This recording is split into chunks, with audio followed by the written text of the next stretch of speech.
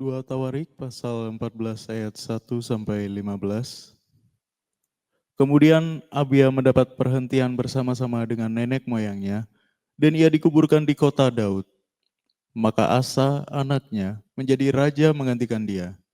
Pada zaman pemerintahannya negeri itu aman selama 10 tahun. Asa melakukan apa yang baik dan yang benar di mata Tuhan Allahnya. Ia menjauhkan mesbah-mesbah asing dan bukit-bukit pengorbanan, memecahkan tugu-tugu berhala dan menghancurkan tiang-tiang berhala. Ia memerintahkan orang Yehuda supaya mereka mencari Tuhan Allah nenek moyang mereka dan mematuhi hukum dan perintah. Ia menjauhkan bukit-bukit pengorbanan dan pedupaan-pedupaan dari segala kota di Yehuda, dan kerajaan pun aman di bawah pemerintahannya. Karena negeri itu aman dan tidak ada yang memeranginya di tahun-tahun itu, ia dapat membangun kota-kota benteng di Yehuda. Tuhan telah mengaruniakan keamanan kepadanya. Katanya kepada orang Yehuda, marilah kita memperkuat kota-kota ini dan mengelilinginya dengan tembok beserta menara-menaranya, pintu-pintunya dan palang-palangnya. Negeri ini masih dalam tangan kita, karena kita mencari Tuhan Allah kita dan Ia mencari kita serta mengaruniakan keamanan kepada kita di segala penjuru. Mereka melaksanakan pembangunan itu dengan berhasil.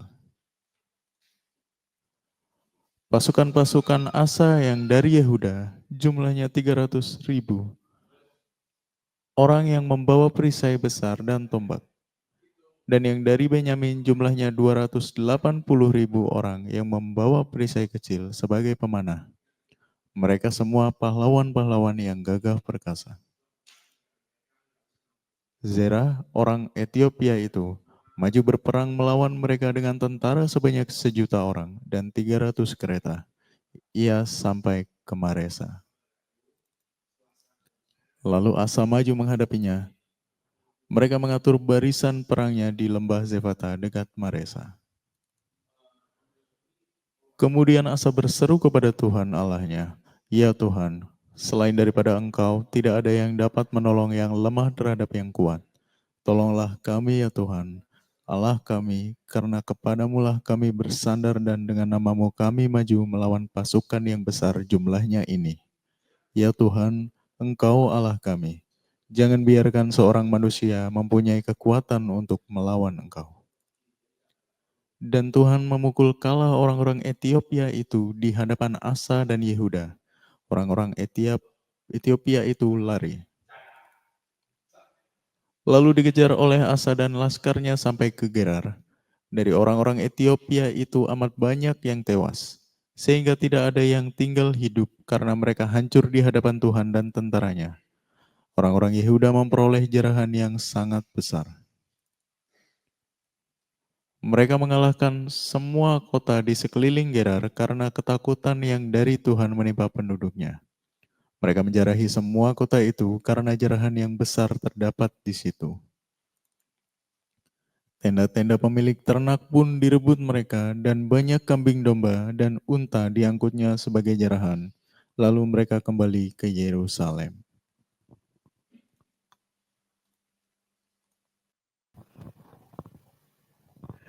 Oke, shalom semuanya. God bless ya. Nah, kita lanjut lagi nih tentang kisah Raja Asa. Raja Asa adalah seorang raja atau seseorang yang mendapatkan privilege dari Tuhan.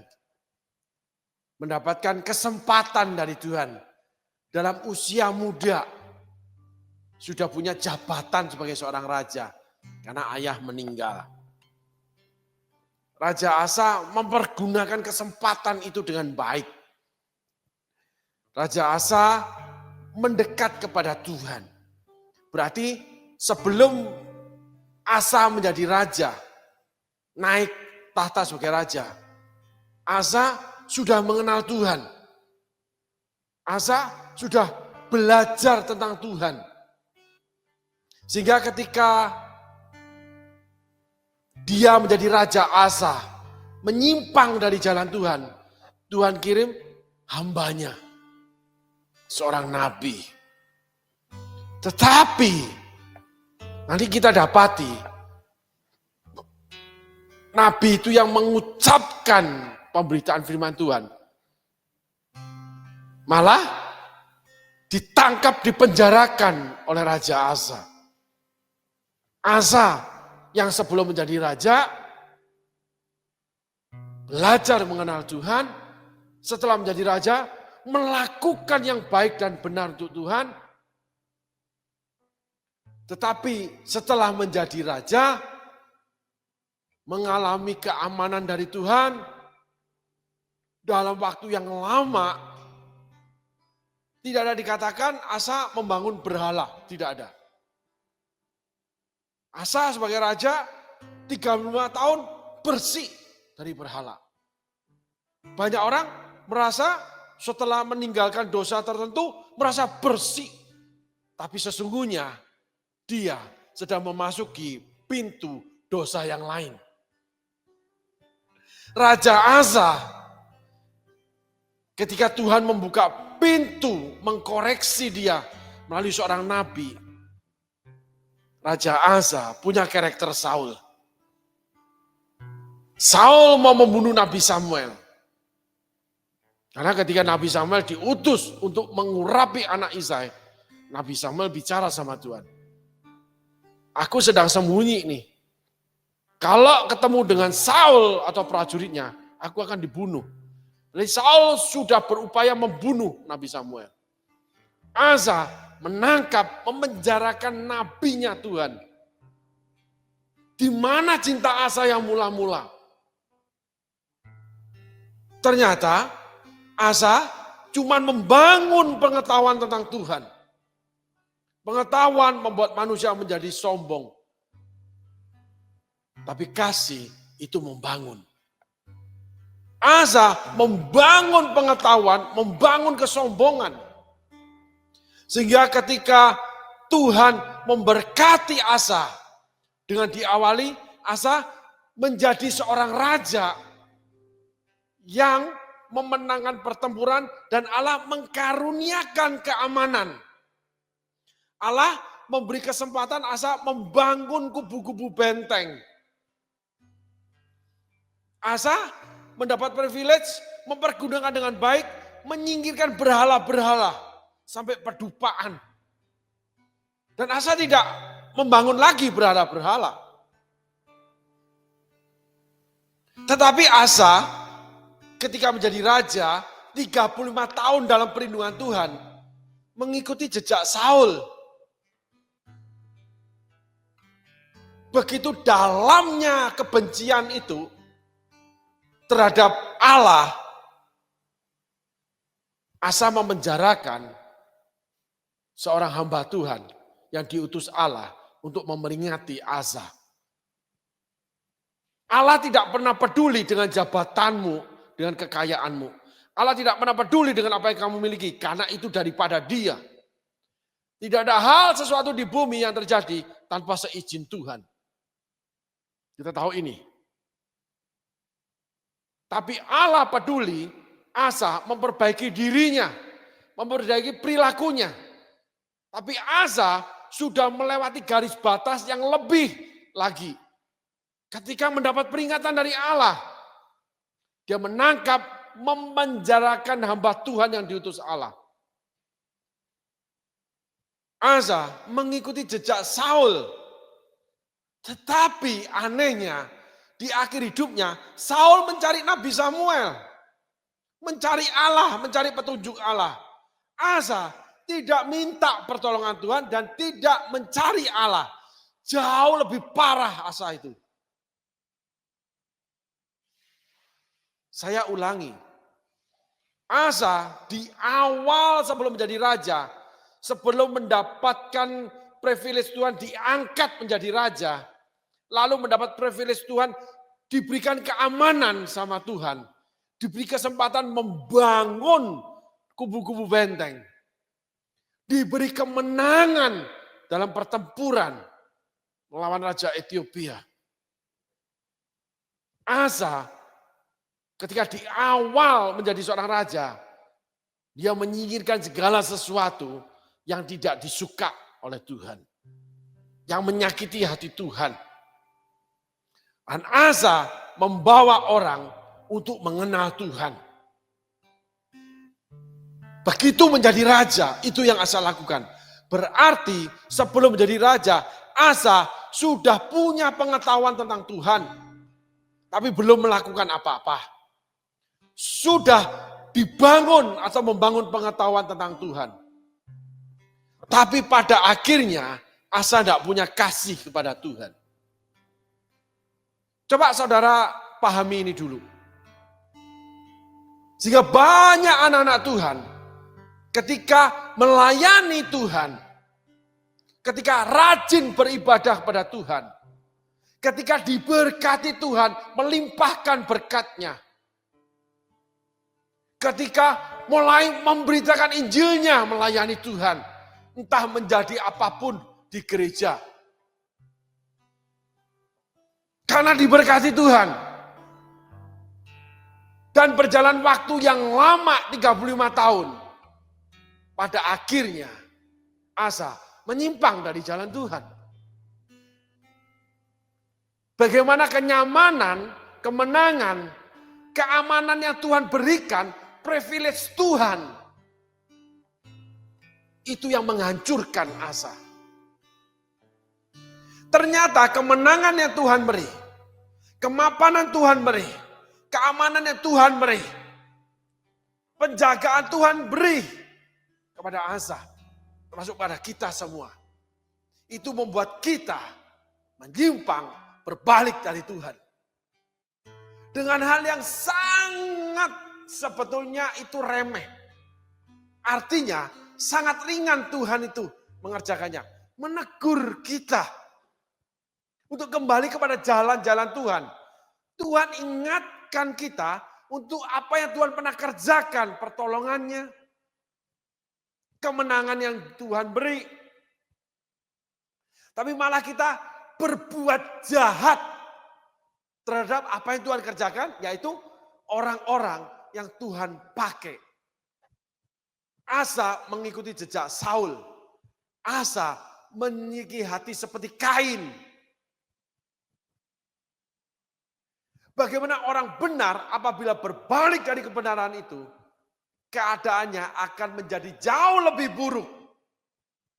Yesus yang ngomong. Hati-hati dengan rohani saudara. Hati-hati dengan yang saudara lakukan untuk Tuhan.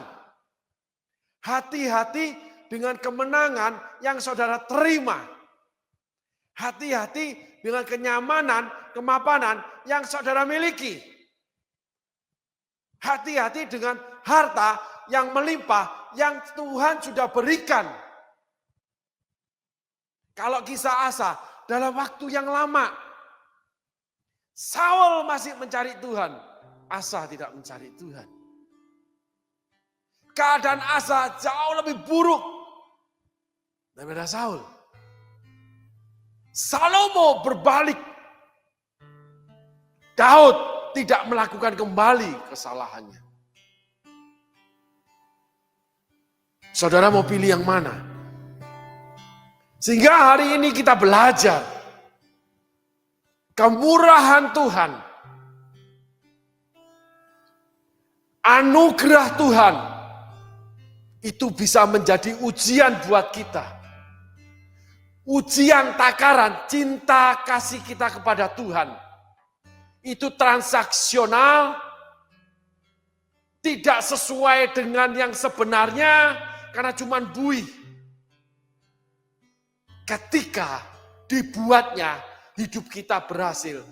Dan di dalam jangka waktu yang lama.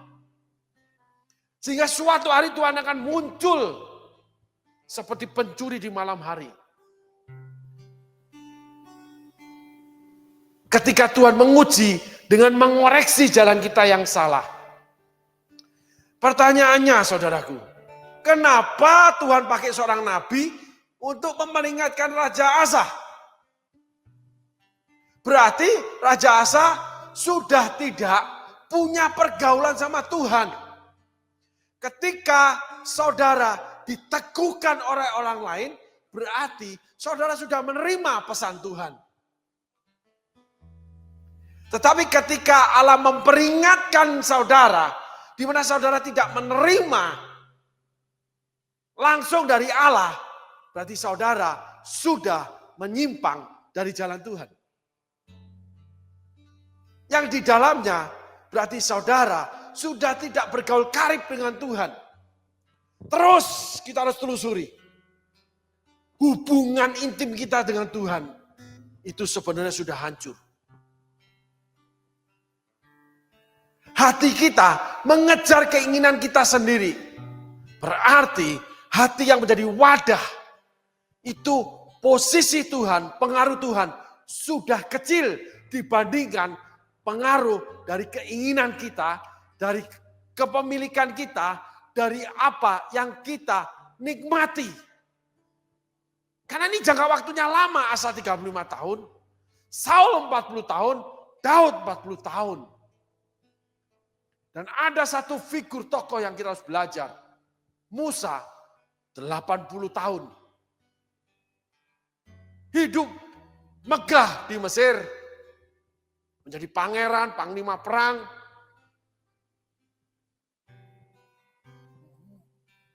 Dibawa Tuhan menuju Midian. Mengembalakan kambing domba. Menjadi anak mantu dari Yitro, imam kepala di Midian.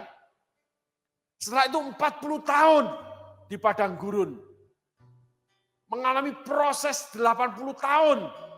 Sampai menyatakan diri, Tuhan, aku lebih baik mati saja.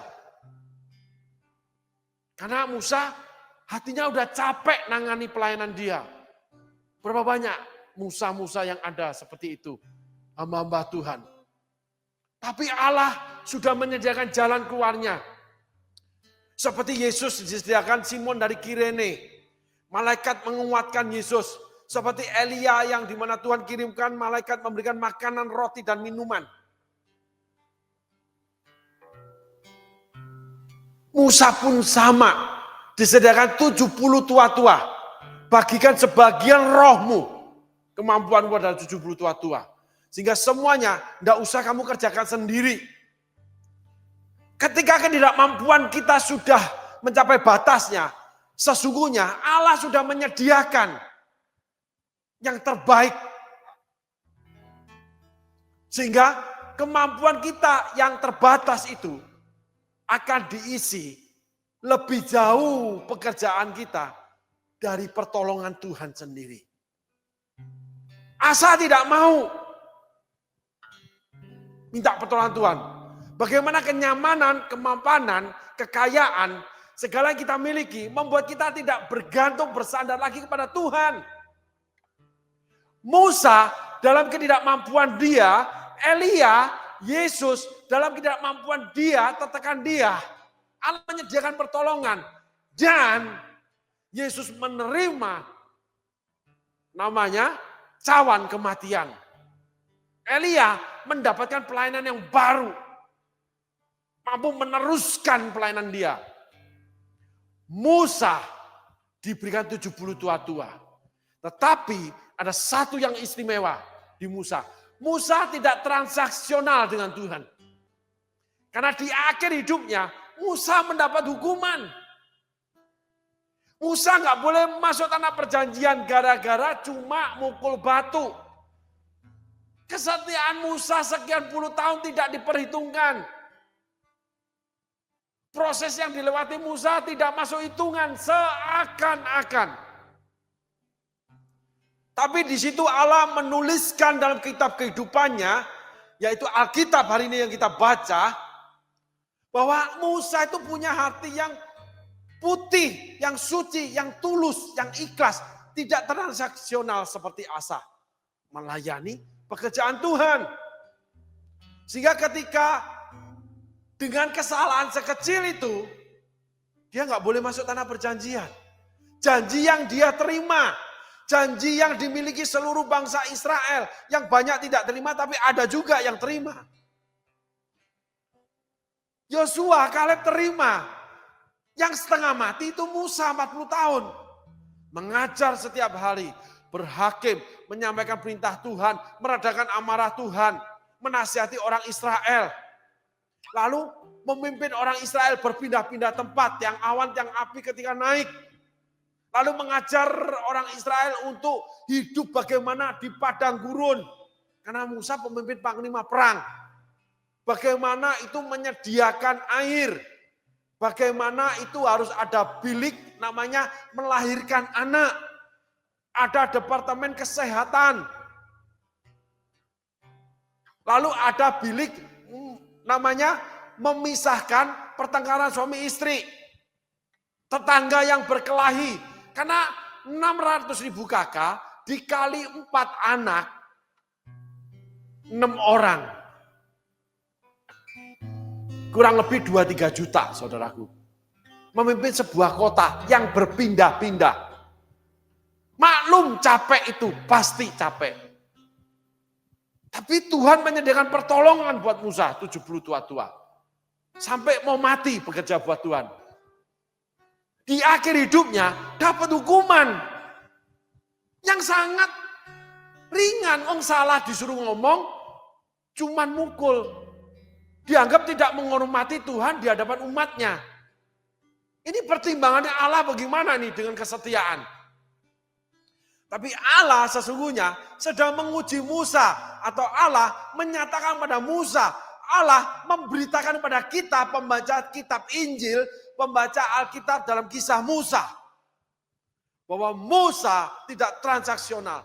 Nyantai aja bro. Nggak dikasih nggak apa-apa. Nggak pundung, nggak ngambek, nggak ngamuk, nggak meninggalkan Tuhan.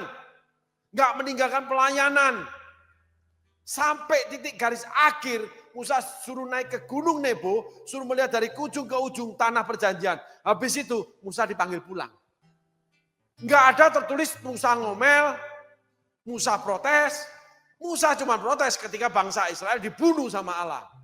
Musa bela mati-matian, bahkan Musa mau dibunuh bangsa Israel. Musa membela umat pilihan Tuhan. Musa membela Tuhan, Musa dijepit di tengah, tidak ada bela Musa, bahkan Allah menghukum Musa depan umatnya. Dipermalukan. Nyantai aja bro. Itu Musa. Naik ke atas gunung, oke bos, naik ke atas gunung. Toh, tanah perjanjian aku berikan, aku pernah ngomong itu. Dah habis ini kamu pulang. Siap bos. Udah, gak usah mengembala, siap bos. Udah, gak usah menginjil, siap bos. Udah, sekarang kamu melayani, siap bos. Tidak ada harta milik bagi Musa. Pemimpin yang dipermalukan oleh Tuhannya sendiri. Pemimpin yang melayani Tuhan, yang dipermalukan Tuhan di hadapan umatnya. Di hadapan umatnya. Musa hatinya seperti Daud. Ditegur Nabi Nathan di depan seluruh penghulu istana. Pejabat istana. Panglima-panglima perangnya. Dia buka jubah rajanya. Dia copot mahkotanya. Dia sujud menyembah. Aku sudah berdosa kepada Tuhan. Dan dia tulis Mazmur 51. Hanya kepadamu aku sudah berdosa. Daud datang minta ampun kepada Tuhan. Lalu Daud berpuasa, minta anaknya hidup. Tuhan tetap buat mati. Daud berurat, Daud kembali menjadi normal. Gak puasa lagi. Siap bos. Berusaha berjuang mendapatkan sesuatu sama Tuhan. Gak dikasih, gak kecewa. Gak marah. Gak meninggalkan Tuhan. Tidak ada satu alasan pun yang dibenarkan ketika kita melanggar perjanjian Allah, yaitu Alkitab. Enggak ada. Perceraian dibenci Allah. Apapun terjadi dalam hidupmu, ketika kamu bercerai, itu tetap dibenci Allah, perceraianmu. Tapi kalau kamu menikah kembali, pasanganmu masih hidup, itu kamu hidup dalam perzinahan. Alkitab bukan untuk ditawar dengan kebijaksanaan manusia. Kamu kan enggak tahu susahku. Tuhan yang lebih tahu. Aku gak akan tahu sebagai seorang hamba Tuhan. Tetapi aku tetap tidak bisa membenarkan perceraianmu dan pernikahanmu kembali. Perceraianmu kita terima, pernikahanmu tidak bisa kita berkati. Tapi aku menerima kamu sebagai seorang sahabat yang berkeluh kesah. Iya, memang keterlaluan. Wih gitu, luar biasa loh peristiwamu. Sakit banget. Kalau gitu Pastor, berkati aku pernikahanku. Oh enggak. Karena itu ruang permintaanmu itu masuk pengadilannya Allah. Yaitu firman Tuhan. Kita enggak boleh melanggar. Tapi sebagai manusia, kita sediakan pundak kita. Kita sediakan akal budi kita untuk bukan merestui, tapi menerima setiap pelanggaran. Ya sudah, kalau kamu sudah menikah, kamu bahagia ya sudah, tapi aku ingatkan. Ayat Alkitab mengatakan ini, aku tidak minta kamu bercerai. Tapi ingat, kamu harus berdoa dan menerima konsekuensinya. Kamu hidup dalam perzinahan loh. Tapi sebagai manusia, aku tidak bawa itu. Kalau kamu datang aku sebagai manusia. Sehingga kamu ketika menikah, kamu mengundang aku datang. Aku datang sebagai seorang sahabat, bukan sebagai imam. Tidak. Gitu saudaraku. Itu garis. Kita tidak mau melanggar firman Tuhan, kita tidak mau menyakiti sesama manusia. Salib Kristus terjadi kok. Suka tidak suka seperti itu. Tetapi karakter Musa meniadakan itu semua. Musa melewati itu semua. Yesus melewati semua. Menerima yang namanya perintah Allah. Daud diampuni Tuhan menerima akibat dari perbuatan dia. Saul tidak datang minta ampun, menerima akibat perbuatan dia, anaknya mati semua dalam pertempuran. Lalu Saul tidak dapat menemui Allah. Kematian kekal punya Saul. Kain pun sama.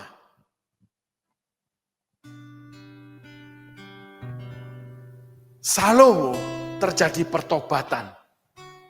Tetapi ketika Salomo mati, kerajaannya dipecah. Yang sengsara anak-anaknya, keturunan dia. Gara-gara membangun rumah berhala. Yang dimulai dengan dia mendapatkan harta dengan kejam sekali. Karena Salomo ada orang Rodi, saudaraku. Perbudakan. Gitu. Tapi kita tidak bahas itu jauh, enggak mau. Kita bahas tentang Raja Asa saja. Baik, kita tengok firman Tuhan.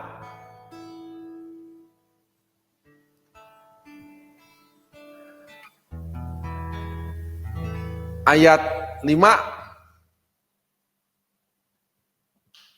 Ia menjauhkan bukit-bukit pengorbanan dan perdupan-perdupan di segala kota di Yehuda. Dan kerajaan pun aman di bawah pemerintahannya. Ayat 4. Ia memerintahkan orang Yehuda supaya mencari Tuhan, Allah nenek moyang mereka. Dan mematuhi hukum dan perintah Tuhan. Artinya begitu. Ayat 3. Ia menjauhkan mezbah-mezbah asing dan bukit-bukit pengorbanan, memecahkan tugu-tugu berhala dan menghancurkan tiang-tiang berhala. Kita kembali ke ayat 5. Dan kerajaan pun aman di bawah pemerintahan Raja Asa. Coba saudara pahami, kita belajar menilik. Ternyata Asa itu punya kemampuan di dalamnya. Ketika Asa melakukan segala sesuatu untuk Tuhan. 3 perkara ini. Asa sebagai pusat pemerintahan, pemangku jabatan raja, dia mampu membuat aman pemerintahan dia. Nanti ayat-ayat selanjutnya, bagaimana Asa meminta pertolongan Tuhan. Nah, di pasal 16, kita akan temui Asa tidak punya keberanian lagi berhadapan dengan masalah. Ada apa sebetulnya? Asa sudah tidak yakin mampu menangani pemerintahan dia dengan aman. Ada dua perkara yang terangkat di Alkitab. Yaitu Raja Ethiopia dengan satu raja lagi. Yang pertama di awal pemerintahan, yang terakhir di akhir hidup Asa. Ternyata kemampuan Asa itu menurun. Tetapi pekerjaan Tuhan sesuai janji Tuhan tetap aman. Asanya sendiri di dalamnya yang tidak bertumbuh hubungannya sama Tuhan.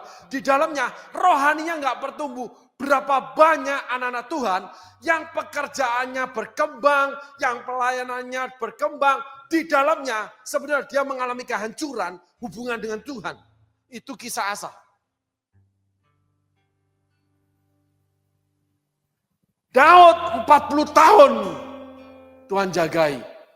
Saul 40 tahun Tuhan jagai. Punya kemampuan berperang yang luar biasa. Sampai akhir hidupnya loh. Saul itu.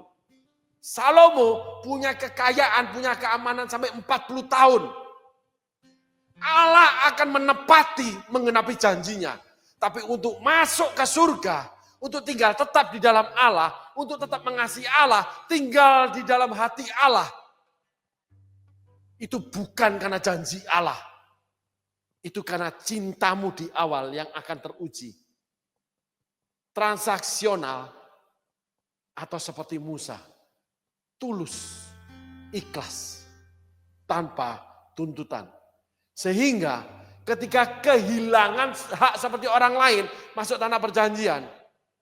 Musa cuek aja.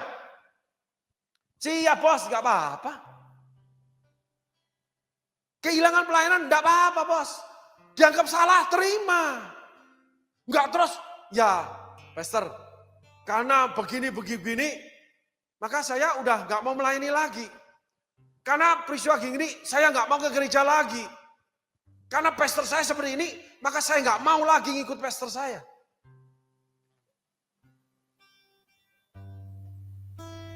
Ini kisah Raja Asa, kisah Saul.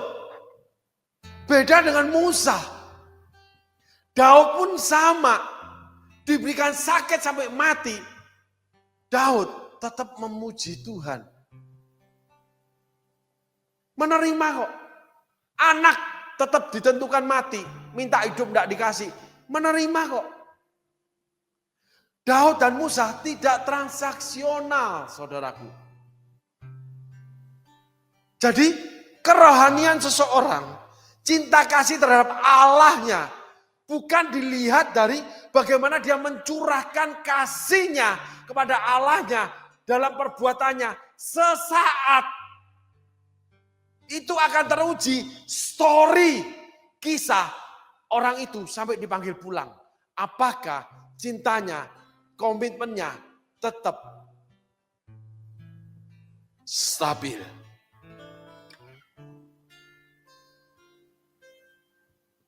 Enggak tengah jalan karena mendapat kekayaan berhenti melayani dengan alasan kekecewaan.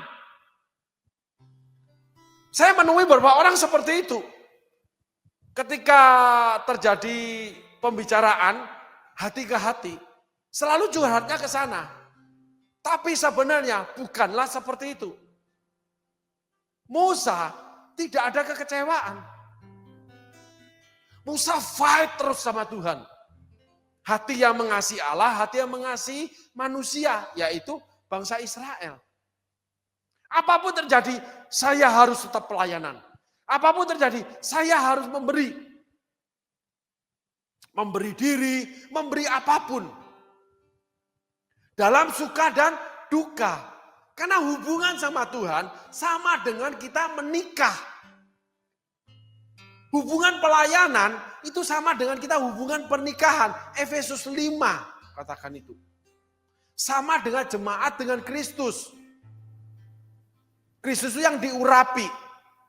Ketika kita dipanggil pelayanan, kita diurapi. Tidak ada alasan untuk kita berhenti pelayanan karena urapan tidak pernah mau menghentikan. Kuasa Tuhan tidak pernah mau berhenti.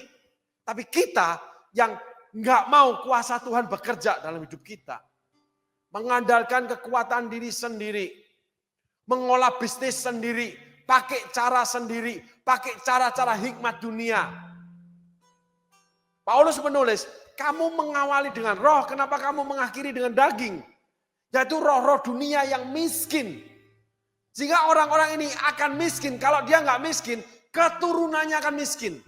Keturunan daripada Salomo, keturunan daripada Yakub, keturunan daripada Yusuf.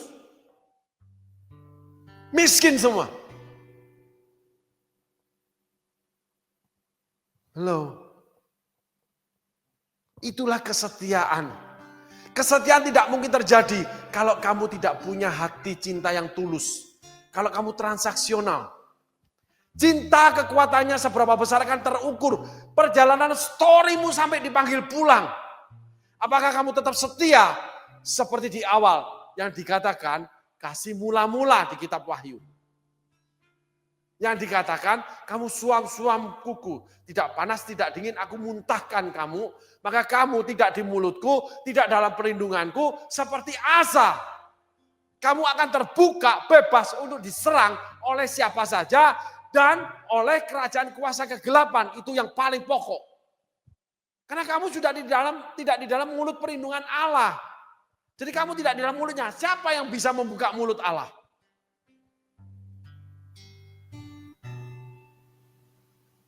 Wahyu tulis, aku muntahkan kamu dari mulutku.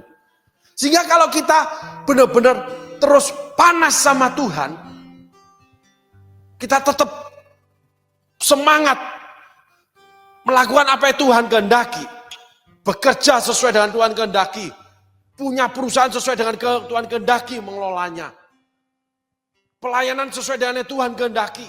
Bertahan walaupun ada tantangan. Serangan Raja Ethiopia, serangan Raja Ben-Hadad.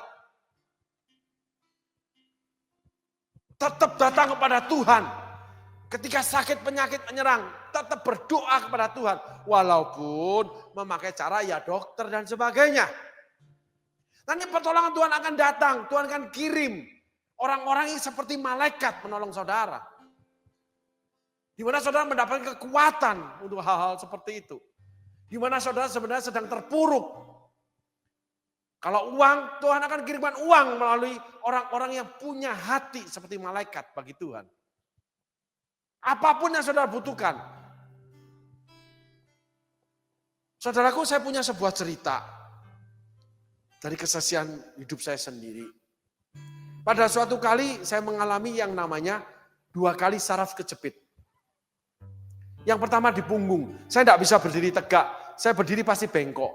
Sampai titik jalan itu bengkok. Saya lagi nggak punya uang, saya cuma bisa berdoa. Dan saya tidak memungkinkan saya berobat kepada spesialis, datang cuma sekali, lalu spesialis itu bilang, ini nggak ada obatnya, saya kasih painkiller. Saya tahu painkiller nggak baik buat organ tubuh saya nggak minum. Tetapi nggak tahu kenapa, saya itu punya pemikiran. Entah dari Tuhan, entah dari diri saya. Pada waktu itu sampai saya tidur 5 jam harus bangun. Karena di punggung saya sakit, saudaraku. Jadi saya harus bangun duduk, baru nggak sakit.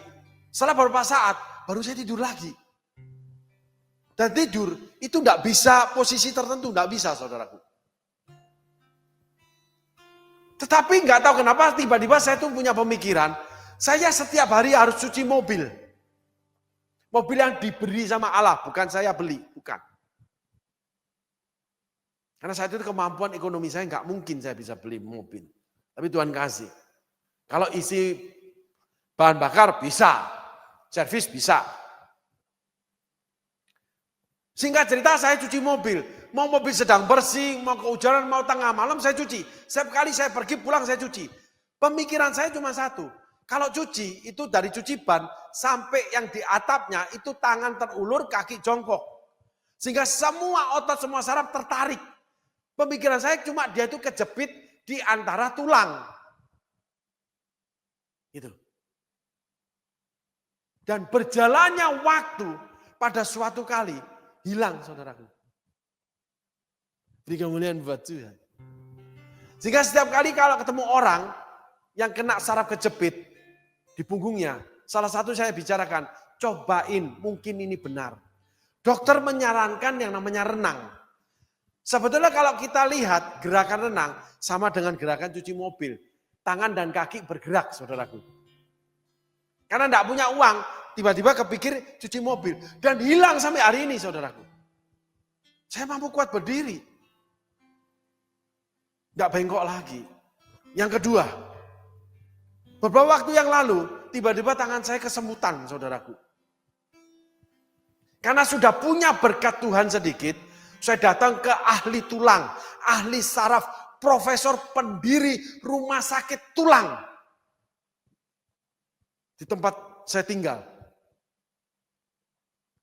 Datang ke rumah sakit, ahlinya penyakit saraf yang terkenal, yang diketahui oleh kerabat, yang banyak menyembuhkan orang yang kena saraf. Nggak ada yang bisa menyembuhkan.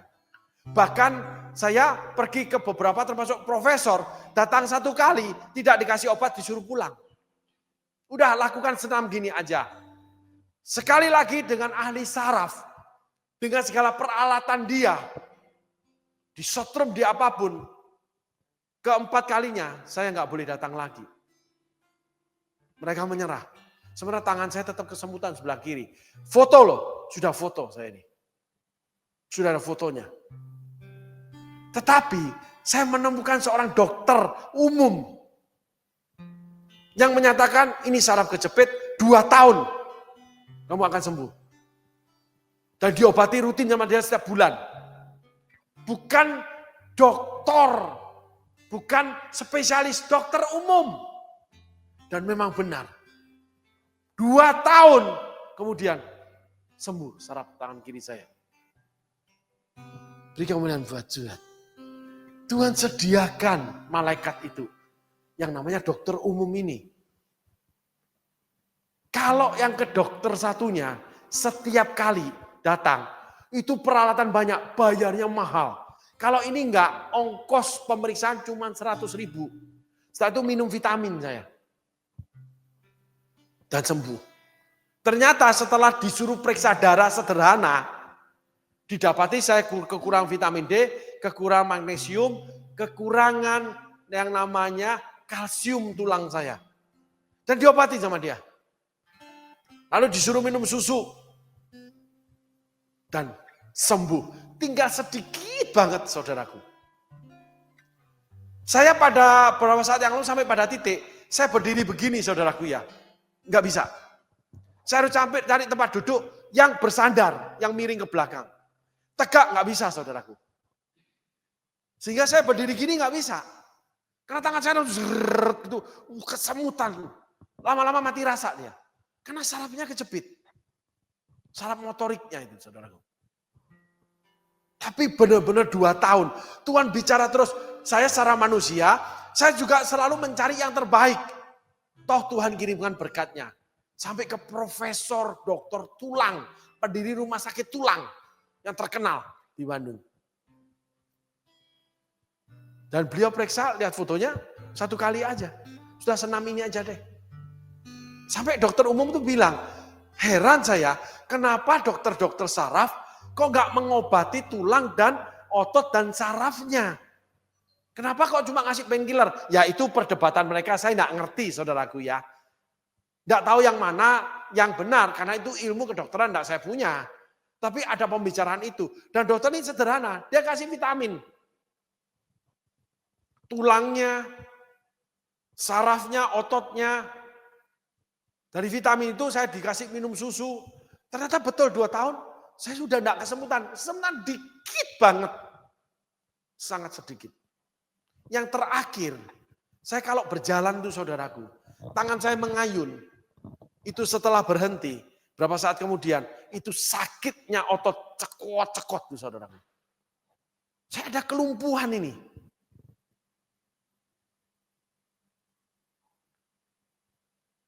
Jadi ketika saya pulang dari perjalanan, berjalan di Bandara Soekarno-Hatta, khususnya di Terminal 3, saya jalan dari awal turun pesawat sampai kepada tempat di mana saya menemukan kendaraan, itu jauh saudaraku.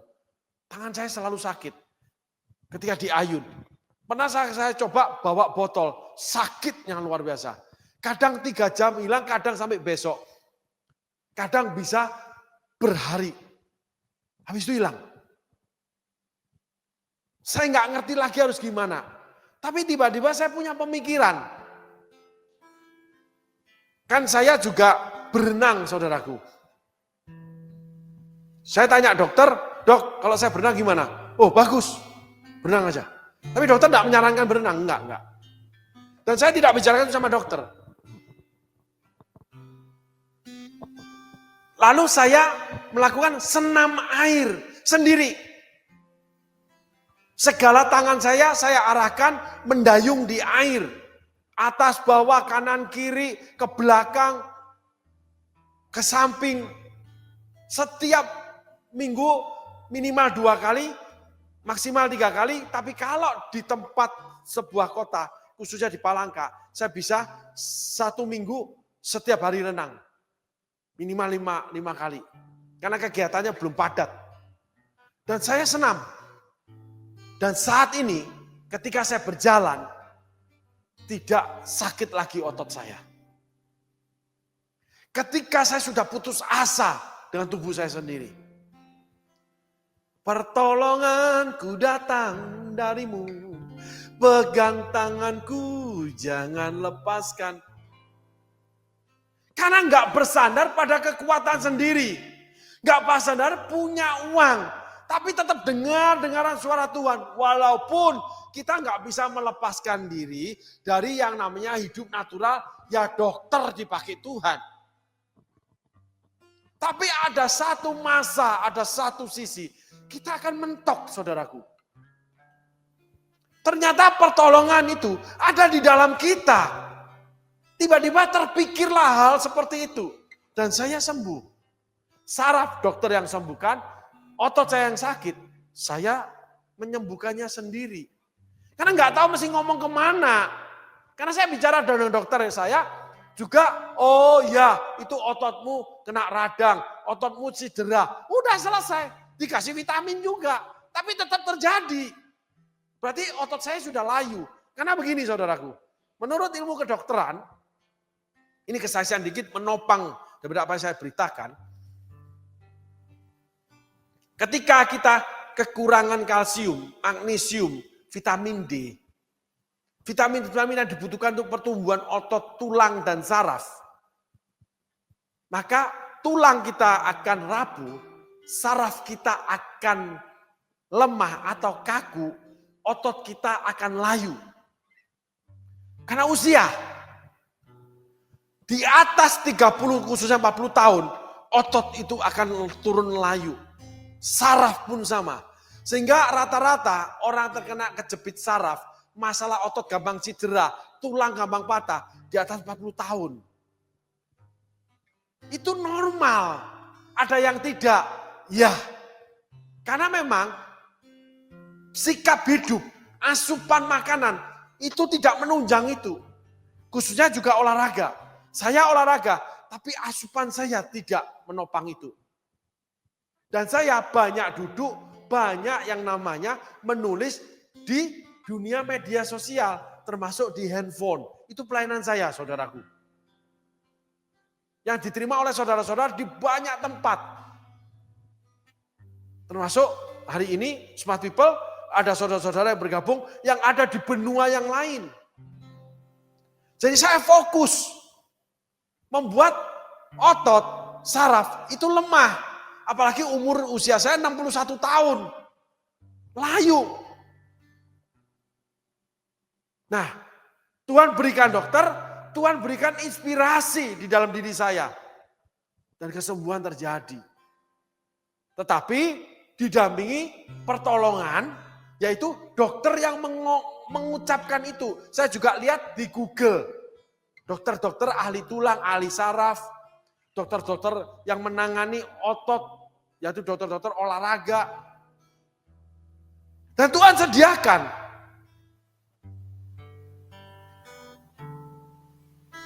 Nah, inilah yang harus dilakukan. Kita meminta pertolongan Tuhan, kita juga harus bekerja melakukannya. Kita nggak boleh, kita meminta pertolongan Tuhan, tapi kita tidak bekerja melakukannya. Kita bekerja melakukannya, tapi tidak meminta pertolongan Tuhan. Itu juga nggak boleh. Jadi dua sisi. Salib itu vertikal dan horizontal. Vertikal itu ada di Golgota. Kita menuju vertikal kehendak Allah. Yang absolut tegak lurus. Yang nggak boleh kita tawar, kita sandingkan, kita padankan dengan hal-hal yang lain termasuk hukum-hukum dunia, cara dunia.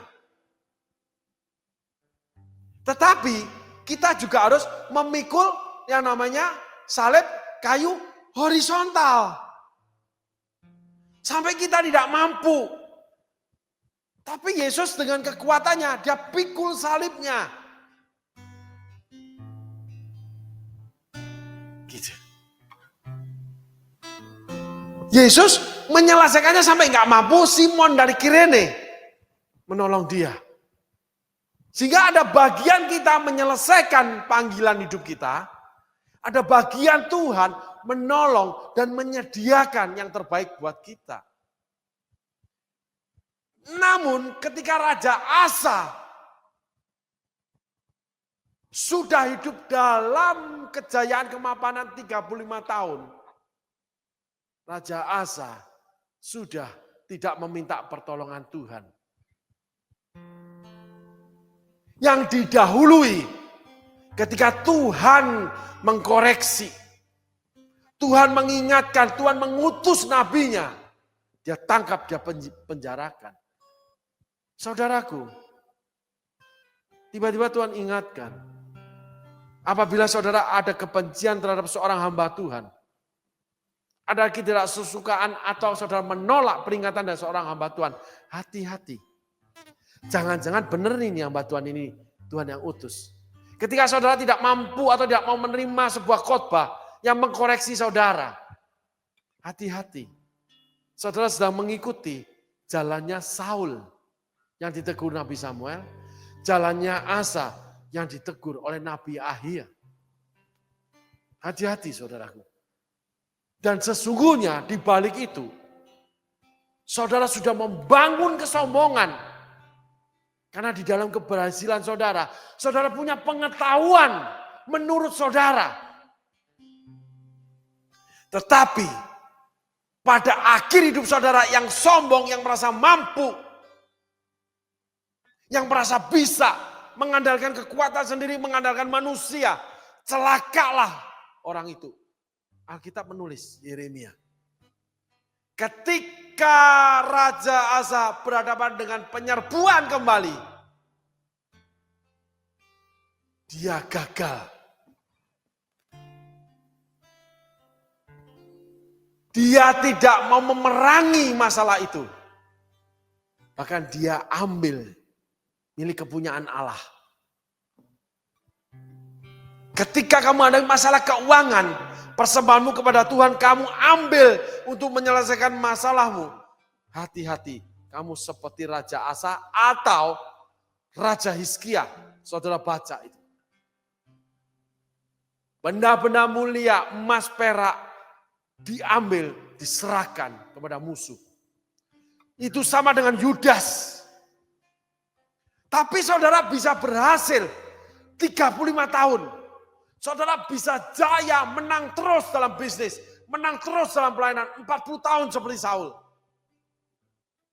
Tapi pada akhir hidup saudara, saudara menyimpan kebencian terhadap Tuhan. Yang pertama, kita mendapatkan Asa memiliki pengetahuan tentang Tuhan. Tapi pada akhir hidupnya menyatakan, menggambarkan tidak punya kasih yang dia bangun. Karena dia menikmati keberhasilan, keamanan yang Tuhan beri. Duduk sebagai raja yang memerintah. Aman di dalam pemerintahan dia. Belum teruji.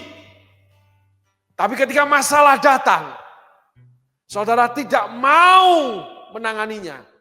Saudara mengambil persembahannya Allah untuk menanganinya. Saudara, itu ada Raja Asa.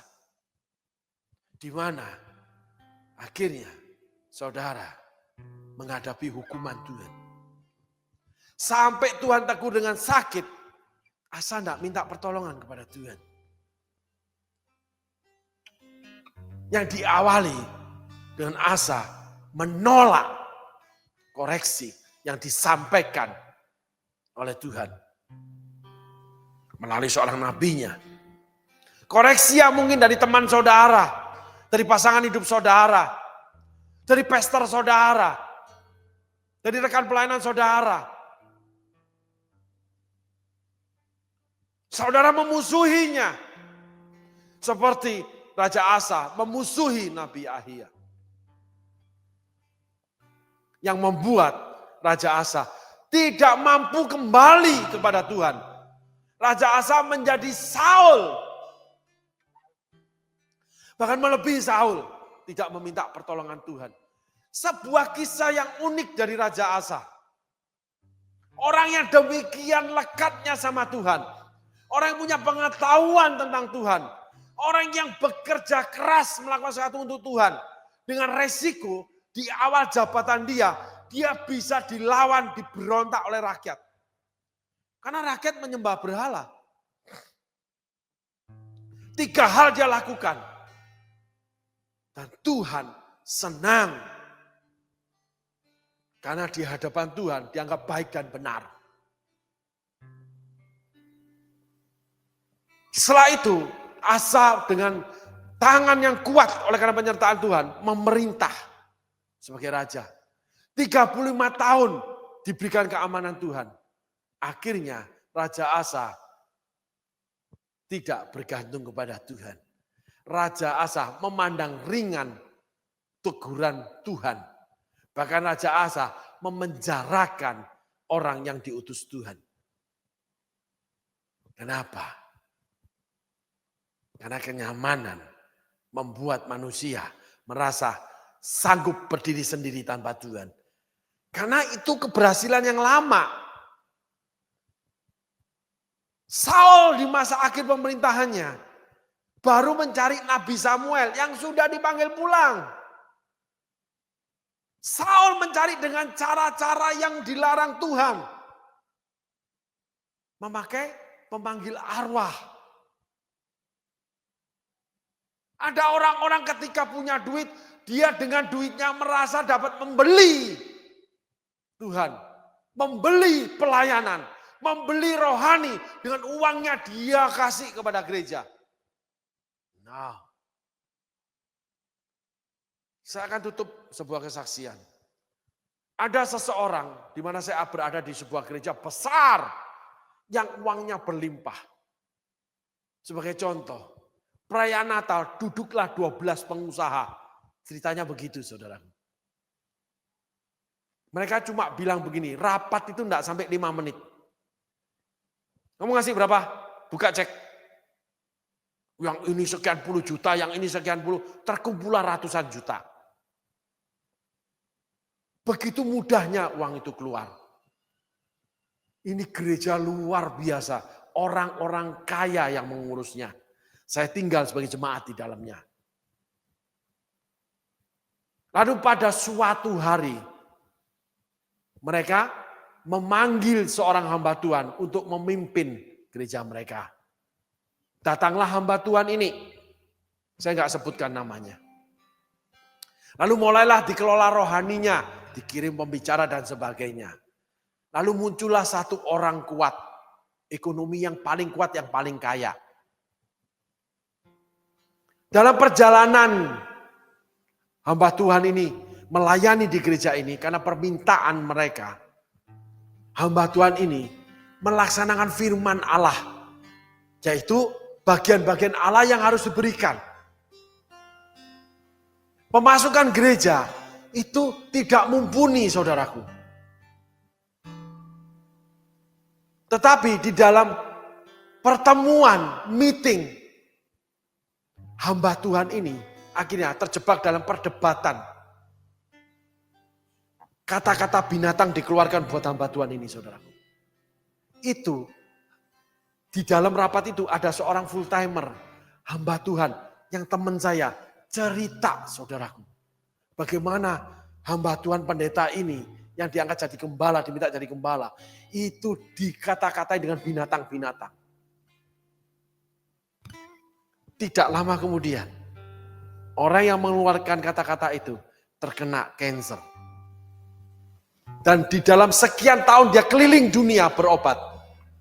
Pulang ke Indonesia sebagai jenazah di dalam peti mati. Punya uang segudang. Tidak bisa membeli kesehatannya dia. Tidak bisa membeli hidup dia. Kenapa? Oleh karena uang menjadi seperti Asa. Mengata-ngatakan, memaki-maki dengan kata-kata binatang kepada seorang hamba Tuhan. Orang ini akhirnya mendirikan gereja sendiri. Dia mati, gerejanya diambil oleh gereja yang lain. Karena nggak ada penerusnya. Orang kaya punya duit, bisa beli ruko 10 buat gereja. Bisa panggil pembicara yang puluhan juta harganya. Tetapi dia tidak bisa membeli keabadian, kekekalan gereja. Sehingga gereja harus diserahkan kembali kepada gereja pemilik empunya, yaitu para hamba-hamba Tuhan yang menyerahkan hidupnya kepada Tuhan. Akhirnya diambil alih sebuah gereja untuk dikelola. Menjadi cabang gereja itu, saudara. Membangun gereja. Dari awal mengata-ngatai hamba Tuhan. Punya uang beli ruko 10. Mendatangkan pembicara puluhan juta. Banyak orang hadir ibadah. Tapi tidak bisa menolak kanker yang membunuh dia. Loh, orang yang seperti itu sama Tuhan. Founding father yang membiayai pelayanan. Mati keliling dunia karena penyakit yang disandangnya. Coba saudara pikirkan hal ini. Ada batasan, ada rule, ada etika, ada aturan, ada nasihat, ada teguran, ada larangan, ada reward, ada punishment. Semua itu Allah ucapkan, Allah ciptakan. Dan itu jadi. Jadi ketika saudara hidup, kalau boleh saya umpamakan, saudara hidup, itu setiap langkah saudara menginjak tombol. Kalau tombol itu hijau, lampu hijau akan menyala. Apa yang kamu tabur akan kamu tuai. Hukuman Allah nyata, berkat Allah pun mumpuni, saudaraku. Anak cucu orang benar tidak akan minta-minta roti. Akibat perbuatan Salomo, akibat perbuatan Daud, akibat perbuatan Raja Asa, semua nampak nyata di dalam tulisan Alkitab. Sehingga kita nggak boleh mendirikan kebenaran sendiri, pemikiran sendiri. Aku kecewa, aku nggak mau pelayanan. Tapi di balik itu, saudara mati-matian berjuang meraih kekayaan. Sesungguhnya, saudara seperti Asa. Seperti Adam dan Hawa. Seperti Kain dan Habel. Adam mengatakan perempuan yang kamu beri. Padahal Allah mengatakan pada Adam sebelum perempuan itu ada. Buah ini jangan dimakan. Kain mengatakan apakah aku menjaga daripada adikku. Ketika Tuhan cuma tanya di mana adikmu. Ada sebuah alibi, ada sebuah kemarahan. Tapi pada dasarnya buah terlarang itu menarik hati. Sehingga dimakanlah oleh Hawa.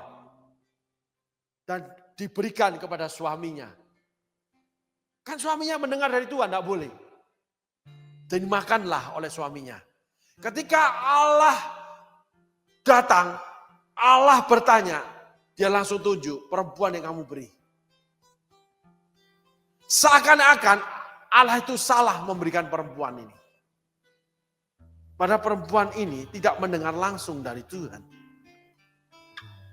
Setiap alibi berkelitnya kita ketika Allah mendatangi dengan kebenaran, di situ kita masuk neraka. Di situ hukuman Tuhan sudah Tuhan tentukan. Neraka kehidupan kita miliki. Kain dibuang sehingga dia ketakutan, aku pasti mati ketika di bumi. Adam dan Hawa dibuang keluar dari Taman Eden. Petrus dienyahkan sama Tuhan. Sehingga akhirnya Petrus menyangkali Yesus 3 kali. Petrus menghujat Yesus. Keluarlah nubuatan Tuhan. Enggak, kamu akan menyangkali aku 3 kali. Dan ketika Petrus mengatakannya, Yesus melihat dia. Petrus tidak sengaja lihat gini, ketemu dengan pandangan mata Yesus. Petrus menangis. Petrus masih bisa diperbaiki. Raja Asa tidak punya hati untuk memperbaiki hubungannya dengan Tuhan. Raja Asa kekeh dengan pendirian dia. Sehingga saudaraku, siapapun kita, engkau yang di sana yang mendengarkan berita ini tentang kisah Raja Asa. Alkitab menyatakan jangan keraskan hatimu. Jangan kekeh dengan pendirian. Setiap firman Allah kita terima, itu anggap aja dari Tuhan. Letakkan di hati kita. Kita doakan. Kalau benar dari Tuhan, Tuhan teguhkan. Karena kita mau menerima, otomatis Tuhan beri kekuatan untuk kita berjalan dalam terang firman yang dia sampaikan. Walaupun itu koreksi. Itulah Musa. Itulah Daud. Sehingga digantikan Yedija.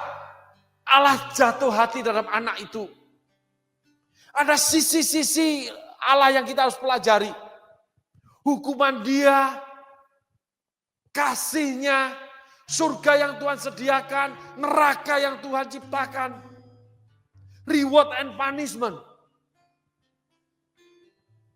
Itulah kehidupan kita, orang percaya, anak-anak Allah yang hidup.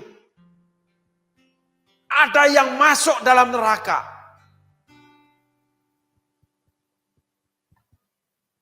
Dan ada satu hal saudaraku, Tuhan ingatkan ini.